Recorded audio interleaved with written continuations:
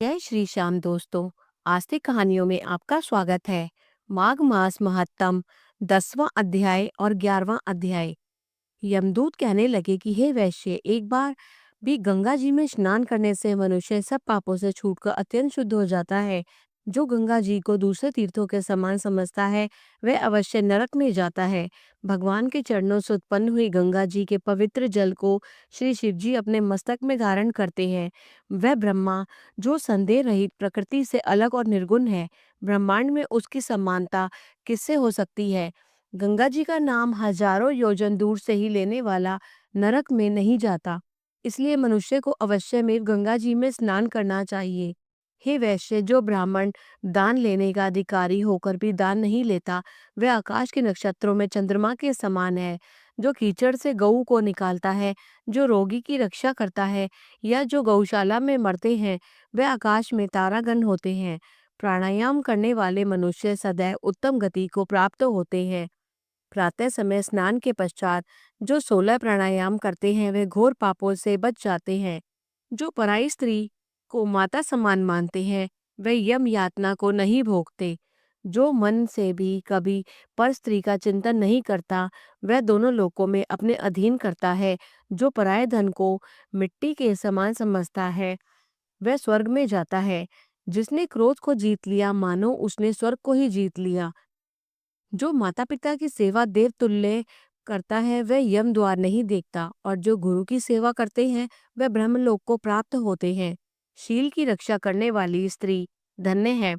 शील भंग करने वाली यमलोक जाती है। जो वेदों और शास्त्रों को पढ़ते हैं या पुराण और संगीता पढ़ते और सुनते हैं तथा जो स्मृति का व्याख्यान और धर्मशास्त्र समझते हैं या जो वेदांत में लीन रहते हैं वह पाप रहित होकर ब्रह्मलोक को प्राप्त होते हैं। जो अज्ञानियों को वेद शास्त्र का ज्ञान देते हैं वे देवताओं से भी पूजित होते हैं। यमदूत ने कहा कि वैश्य श्रेष्ठ यमराज ने हमको वही आज्ञा दे रखी है कि तुम किसी वैष्णव को मेरे पास मत लाओ।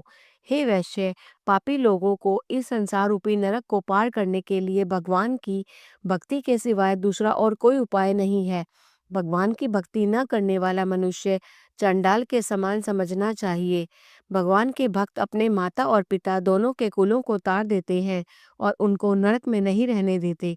और जो मनुष्य वैष्णव का भोजन करते हैं वे भी भगवान की कृपा से श्रेष्ठ गति को प्राप्त होते हैं। बुद्धिमान को सदैव वैष्णव का अन्न खाना चाहिए। इससे बुद्धि पवित्र होकर मनुष्य पाप नहीं करता।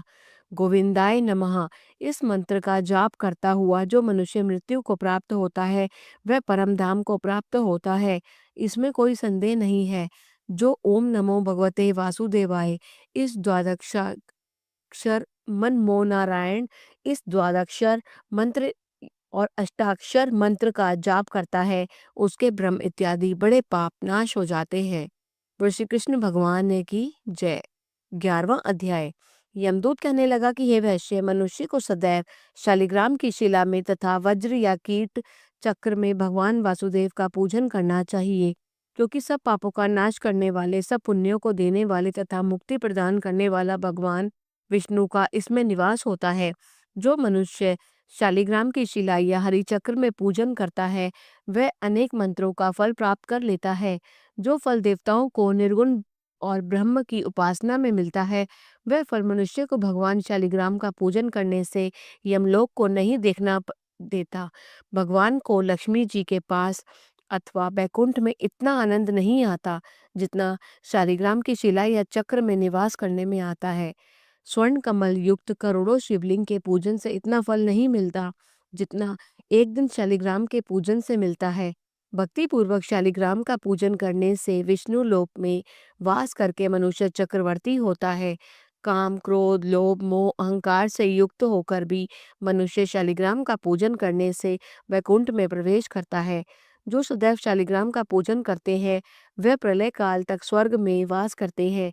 जो दीक्षा, नियम और मंत्रों से चक्र में बलि देता है वह निश्चय करके विष्णु लोक को प्राप्त होता है। जो शालिग्राम के जल से अपने शरीर को अभिषेक करता है वह मानो संपूर्ण तीर्थों में स्नान करता है।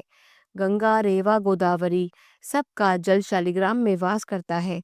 जो मनुष्य शालिग्राम की शिला के सन्मुख अपने पिता का श्राद्ध करता है, उसके पितर कई कल्प तक स्वर्ग में वास करते हैं।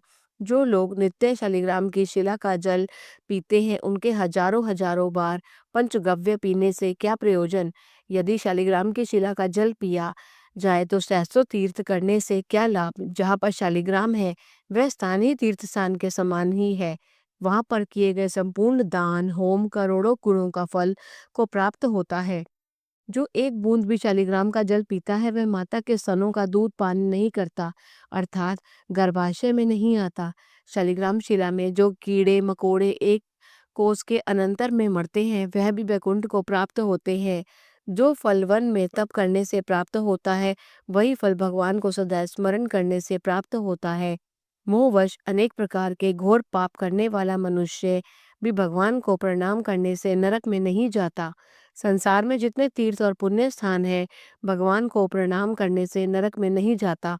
संसार में जितने तीर्थ और पुण्य स्थान हैं, भगवान के केवल नाम मात्र के कारण ही प्राप्त हो जाते हैं। बोले श्री कृष्ण भगवान ने की जय।